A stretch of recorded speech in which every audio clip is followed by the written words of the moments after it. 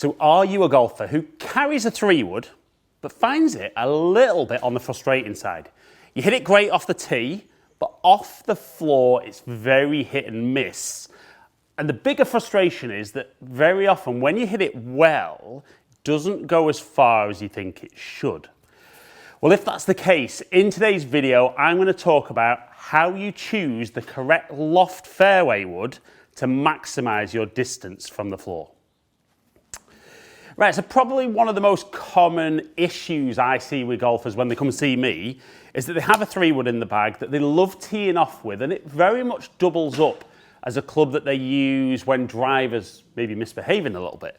But on the floor, they just find they're inconsistent with strike, and when they do strike it, it just doesn't really go the distance that they're looking for. So I've got 3-wood, I've got the TaylorMade Sim 2 Max, I've got 3-wood at 15 degrees, I've got the 5-wood at 18 degrees, I think it is, and the 7-wood at 21 degrees.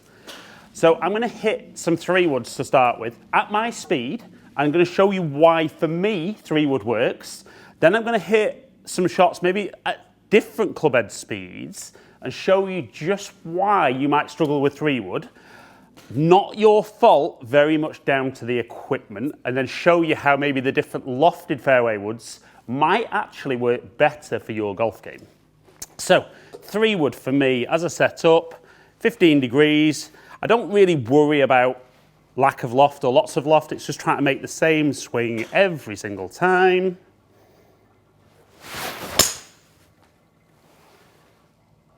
And I'd be really happy with that. Solid strike.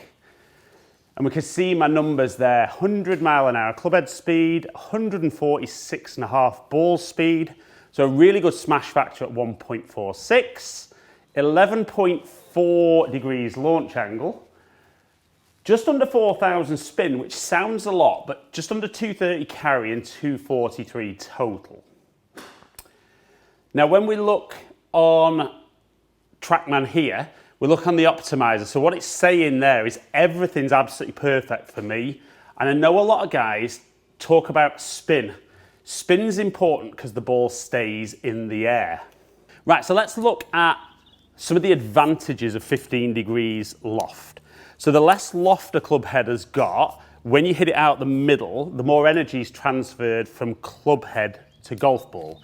So you generally see with 15 degrees that ball speed is very efficient, so that smash factor will be high.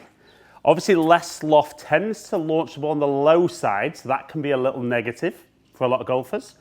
And less loft generally means less spin. Now, I know what you're thinking. If less loft means less spin, how have I generated 4,000 revs there?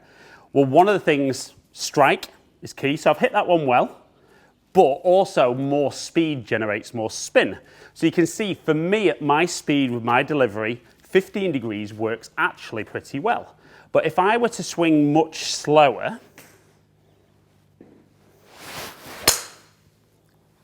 okay, so that's a lovely strike. We can see 80 mile an hour club head speed. So my ball speed actually went as an improvement, 119.6, so smash factor at 1.48. Launched very low at 5.8 degrees, spin at 2,600, so some pretty good numbers as total, but quite a short carry. Now we look there, all of a sudden I wouldn't be a high trajectory golfer with that.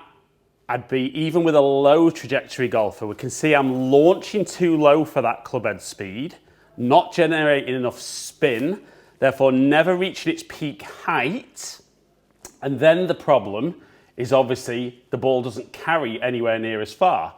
So only 138 yards carry, where optimal there would have been 170. But I'd need to launch the ball up around 12 and spin it at 3,500. So I think you can see there that if you're on the slower side of club head speed and you are somebody who then launches the ball low, you're relying massively on run out. Now, I don't always think that's a negative, but the lower you hit the ball and the further the ball's going to run, the more trouble you've got to run past. So as a general rule, I don't think most golfers with slower club head speeds should carry a 3-wood. But I know you're thinking 3-wood should go the furthest. So I'm going to switch across to 5 wood. So we go from 15 degrees to 18 degrees. I'll hit one at my speed first of all.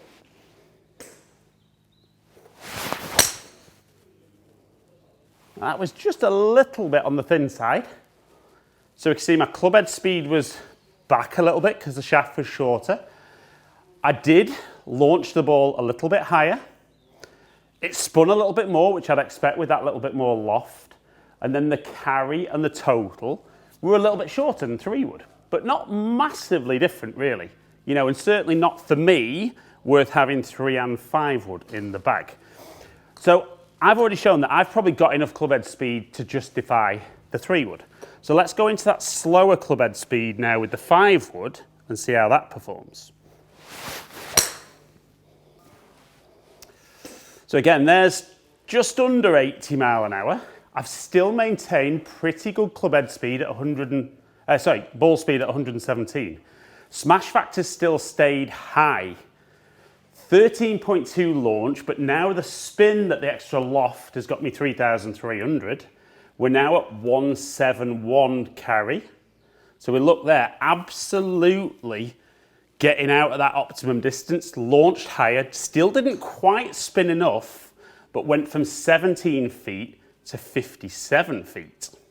So I can imagine that's already got some of you thinking, hasn't it? Maybe some of you carry driver 3 wood and then get into your hybrids.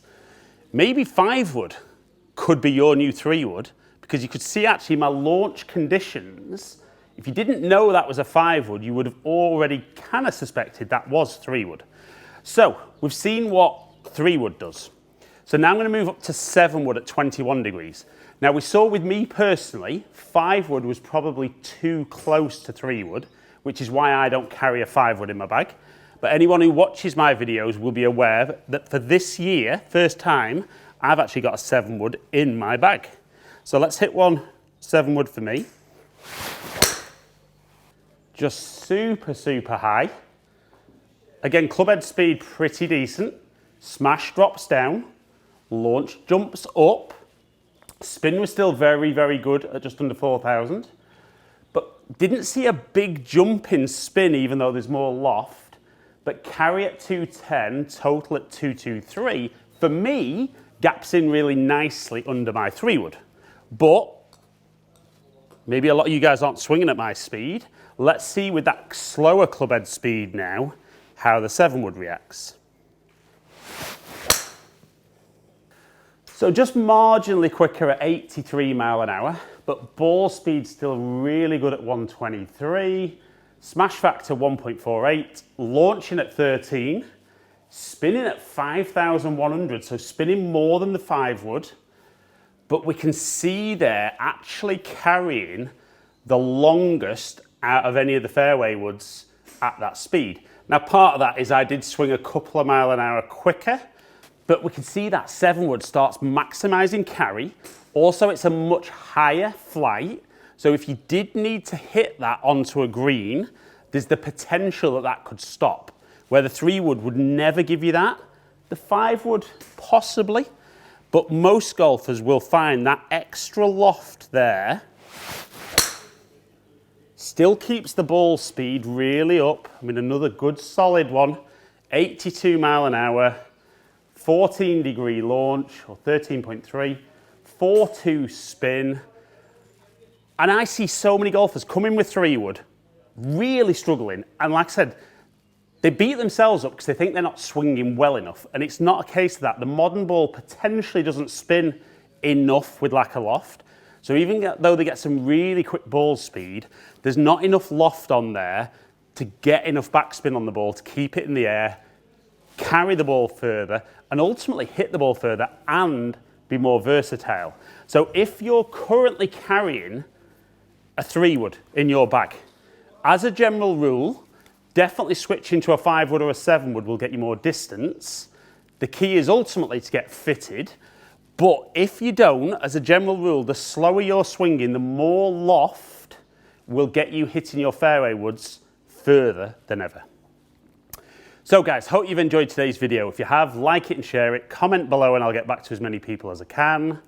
If you enjoyed today's content, you don't currently subscribe, I'd love it if you just took a second, click the button below, ring the notification bell, and then you'll find out whenever I drop a new video. Follow me on all my social media platforms, all under Ali Taylor Golf. Hopefully catch up with some of you guys down here soon. Stay in contact.